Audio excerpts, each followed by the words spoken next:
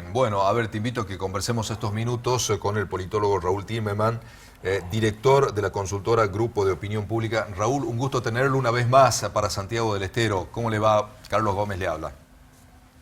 ¿Qué tal? Muy buenas noches, ¿cómo están ustedes? Muy bien, gracias por recibirnos. Bueno, sabemos que Al usted contrario. maneja unos resultados de un reciente trabajo, de un reciente relevamiento que han realizado desde su empresa. Sí, efectivamente, es un trabajo mensual, cual y cuantitativo, con focus groups y una encuesta nacional que hacemos con Sheila Wilker. Y bueno, lo que se ha verificado básicamente es que nos ha sorprendido un poco porque sucedió después de la marcha por las universidades, después del aumento de la energía eléctrica, pero se mantiene siempre entre 52 y 53 puntos el apoyo a la gestión de Javier Milei como presidente. Sí. Y acá se da un fenómeno bastante particular que es, y esto se ve bien en los focus group, digamos, cuando uno puede conversar con la gente y presentarle estímulos para que se expresen. En aquellos que votaron a Javier Milei hay una necesidad imperiosa de tener esperanza que en el futuro las cosas van a mejorar. No son ajenos a que se está viviendo una crisis en este momento, que la situación está muy difícil para ellos, que no esperaban que fuera tan bravo, pero tienen la necesidad de creer que esto va a mejorar en el futuro. Y eso se da junto en una intersección con el temor de que si Javier Milei fracasa como presidente, el país retorne a lo anterior. Es decir, acá, para todos aquellos que buscan una salida diferente a la que propone este gobierno, yo lo que les diría es un poco en línea con los que hace mucho tiempo dijo Axel Kicillof: hay que componer una música nueva. La sociedad no está dispuesta a volver a lo anterior. Hubo dos grandes alianzas, y no hablo de la alianza en la que participó Fernando de la Rúa, que también fracasó, pero la alianza de Juntos por el Cambio y la alianza del Frente de Todos decepcionaron al electorado. Usted fíjese que se da una situación muy interesante. Antes del balotaje, la sociedad argentina estaba dividida entre los que iban a votar a Javier Milei y los que iban a votar a Sergio Massa. Hoy la sociedad está dividida entre los que votaron a Milei y los que no votaron a Milei. No hay un nombre del otro lado. El único nombre es Javier Milei. Entonces, incluso si uno mira la acción de la oposición, Sí. van a ver que la oposición no presenta alternativas. Se opone a lo que el oficialismo presenta, pero no dan ninguna alternativa. No es que dicen: yo no estoy de acuerdo con esta reforma laboral, en su lugar propongo esta otra. Yo no estoy de acuerdo con este régimen de incentivo para las grandes inversiones, pero propongo este otro, porque este otro va a ser beneficioso para el país y el que ustedes proponen va a ser perjudicial. Es decir, la presencia de Javier Milei ha desorientado totalmente a la oposición, y cuando uno habla con alguno de los líderes de algunas fuerzas de oposición, dice: ojo, porque parte de nuestras bases votaron a Milei. Entonces es una situación muy particular la que se da en este momento. Yo creo en particular que la ley de bases, con muchas modificaciones, va a ser aprobada por el Senado. Y también creo que sería inteligente por parte de la oposición, si consigue las modificaciones que considera que la mejoran, de votar favorablemente para tratar de obtener los 2/3 en el Senado. ¿Por qué? Porque de esa manera, cuando vaya a diputados no la puede rechazar, es decir, no puede volver hacia el proyecto original si no tiene 2/3 de la votación. O sea que sería, creo, una actitud inteligente.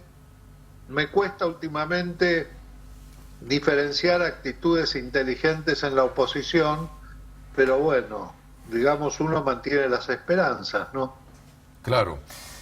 Raúl, es muy fuerte esta definición que nos acaba de hacer usted. La oposición está desierta, no hay alguien que aparezca. Y la otra cuestión No. también impacta. Tan rápido cambió el chip de la opinión pública. 5 meses. Bueno, el chip lo cambió el día que votaron a Javier Milei. Ahí se dio un fenómeno muy particular. Nosotros, cuando Javier Milei es electo diputado por la Ciudad de Buenos Aires en el 2021, enero o febrero del 2022, hacemos lo que se llama un top of mind. Top of mind es preguntarle a la gente cuál es la primera palabra que se le viene a la cabeza cuando le dicen Javier Milei.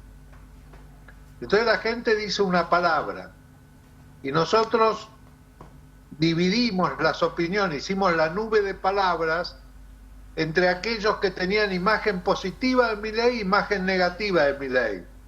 Y en los dos grupos la primera palabra era loco. Para los que tenían imagen positiva era un loco lindo, loco bueno. Para los que tenían imagen negativa era un loco malo, loco feo. Pero la primera imagen, la primera palabra era loco.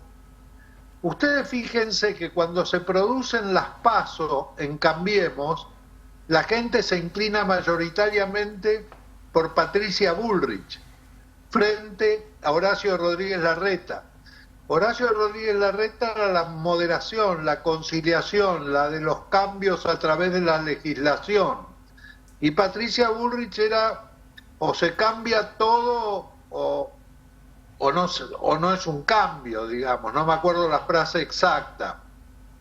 Y lo que le reconocían como atributo a Patricia Bullrich era el coraje, y votaron a Patricia Bullrich. Ahora, cuando llega a la general, Patricia Bullrich la dejan afuera. Eligen a aquel que consideraban que era loco. ¿Por qué? Porque piensan que para cambiar el statu quo, para hacer una revolución cultural, hacía falta un loco, que un tipo, un extremista, alguien que se definía como Javier Milei, que tuvo solo 2 planteos electorales.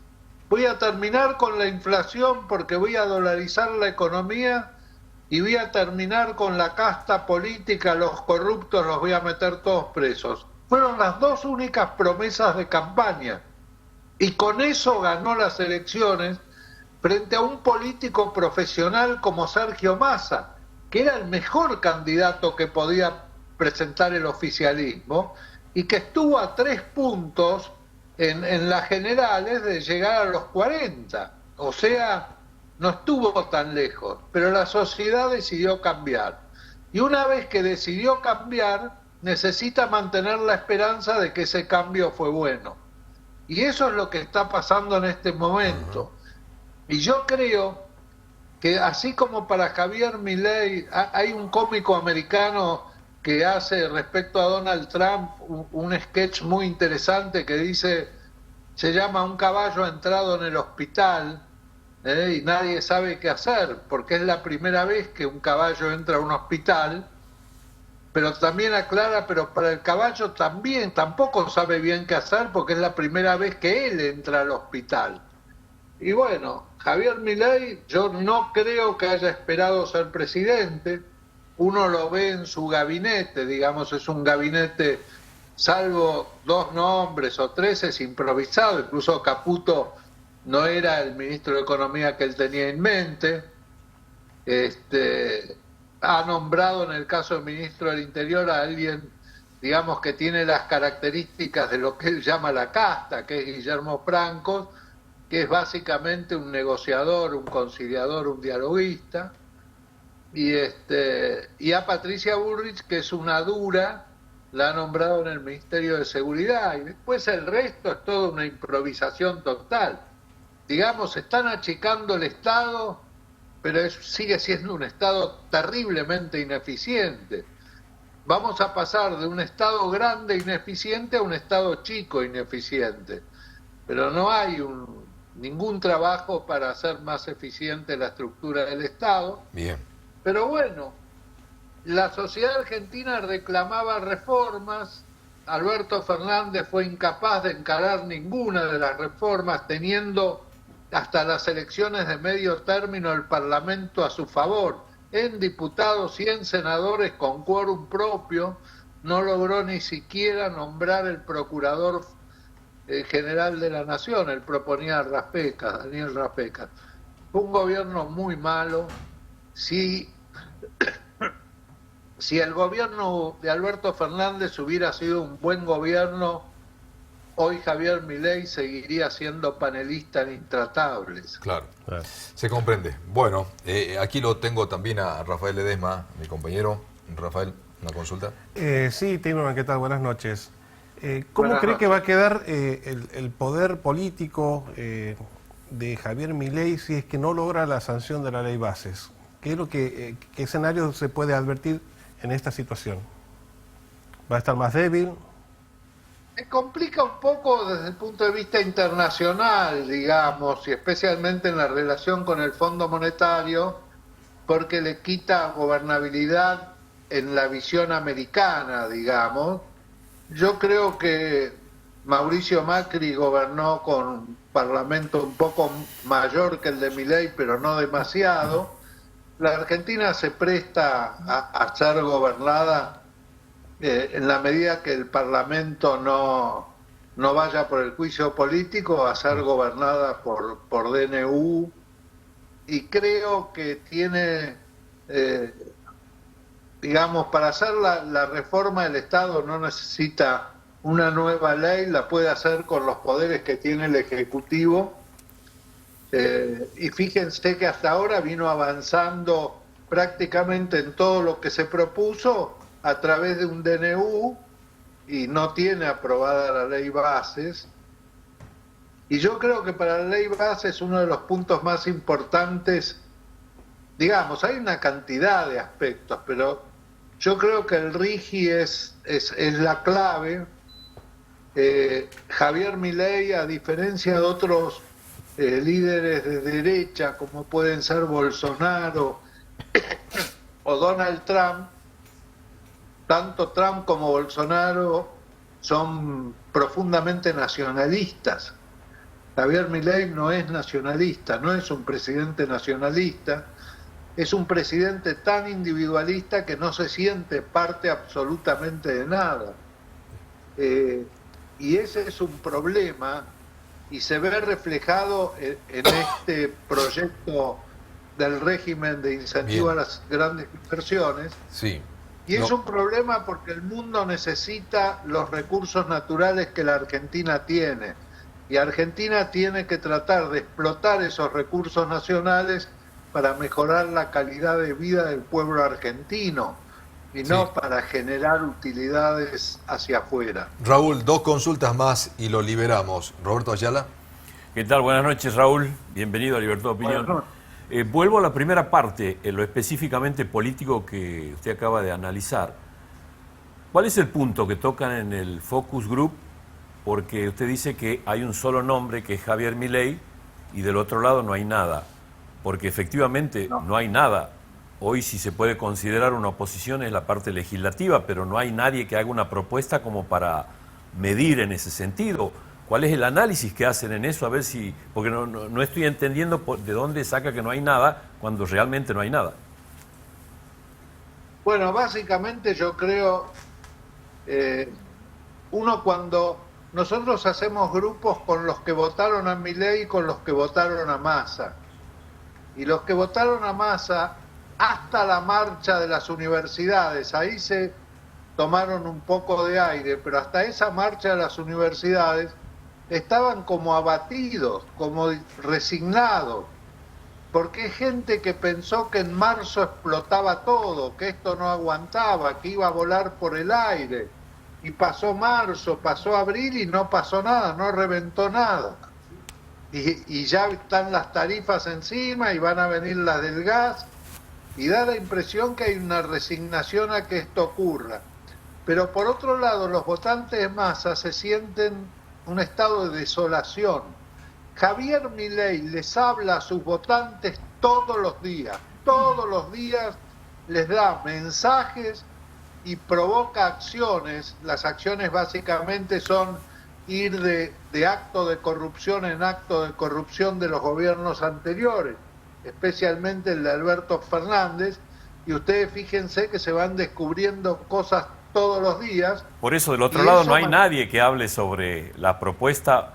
En este caso, Milei, usted dice, está hablando a sus votantes. Del otro lado, no hay nadie que hable a sus votantes. Los votantes de masa.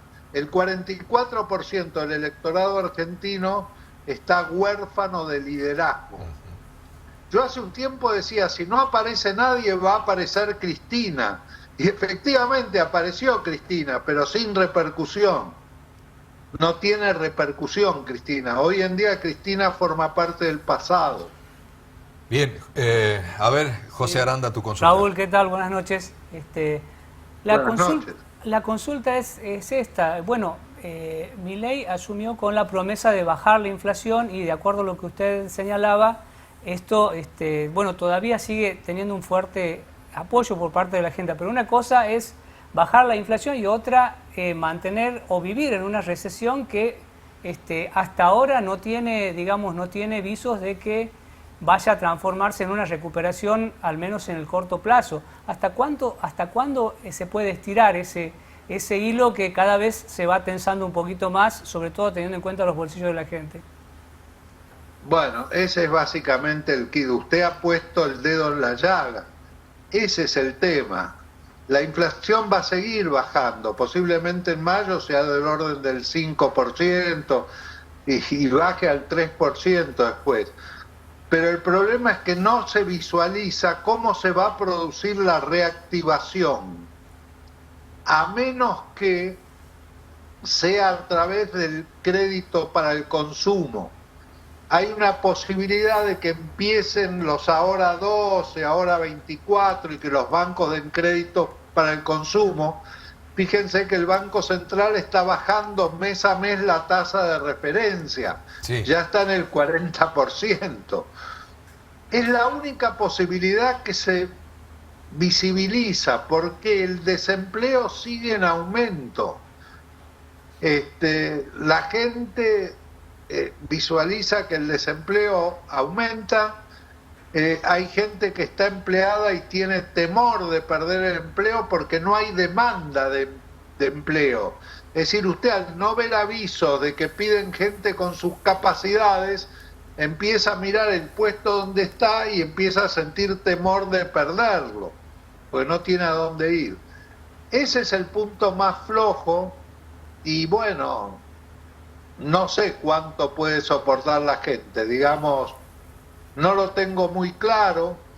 Hay solo un 40% del electorado que llega a fin de mes sin problemas.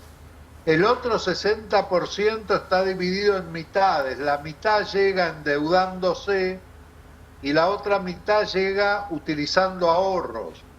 Ahora los ahorros son finitos. Se usa algo este mes, algo el mes que viene, algo el otro y llega un momento que se terminan. Claro. El crédito también es finito. Digamos, llega un momento en que la tarjeta no da más y no consigue que ningún pariente le siga prestando dinero y no puede devolver lo que debe. Esos son los puntos de inflexión, digamos, claro, donde ahí se produce la ruptura. Y los grandes interrogantes que siguen flotando en el aire. Raúl, como siempre, ha sido muy gentil en atendernos. Le mandamos un abrazo. No, gracias a ustedes y mucho éxito en el programa. Muy buenas noches. Muchas gracias.